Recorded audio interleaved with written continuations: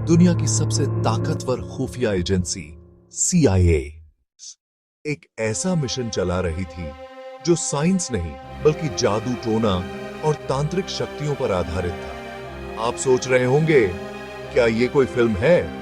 नहीं, ये है CIA का असली मिशन, प्रोजेक्ट MK एफ्टन। 1960 और 70 के दशक में अमेरिका और सोवियत यूनियन के बीच चल रही थी एक गुप्त होड़, माइंड कंट्रोल और मानसिक शक्तियों को हथियार बनाने की। CIA पहले ही MK अल्ट्रा नाम से ड्रग्स और माइंड कंट्रोल पर रिसर्च कर रही थी, लेकिन MK एफ्टन उससे भी आगे निकला। यह एक ऐसा मिशन था जिसमें CIA ने ऑकल्ट साइंस, ब्लैक मैजिक और ज्योतिषीय शक्तियों को परखा।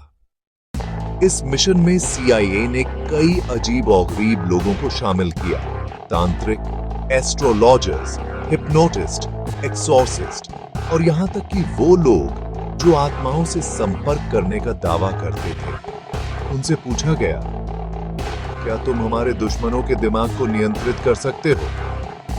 क्या तुम भविष्य देख सकते हो? क्या तुम दूसरे आयामों में जाकर जानकारी ला सकते हो? CIA ने उन्हें भारी रकम दी। कई गुप्त कमरे बनाए गए जहां ये लोग LSD, मेस्केलिन, साइलोसाइबिन जैसे ड्रग्स लेकर ध्यान में बैठते थे। CIA एजेंट उनके व्यवहार को रिकॉर्ड करते थे। कभी तांत्रिक अनुष्ठान होता था, कभी भविष्यवाणी, कभी आत्मा बुलाने की कोशिश, और CIA चुपचाप सब देखती थी।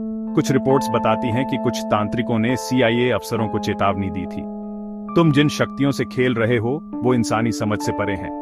CIA ने इन बातों को डेटा समझकर नजरअंदाज कर दिया, लेकिन फिर कुछ CIA एजेंट्स पर मानसिक तनाव, डरावने सपने और पागलपन के लक्षण दिखाई देने लगे।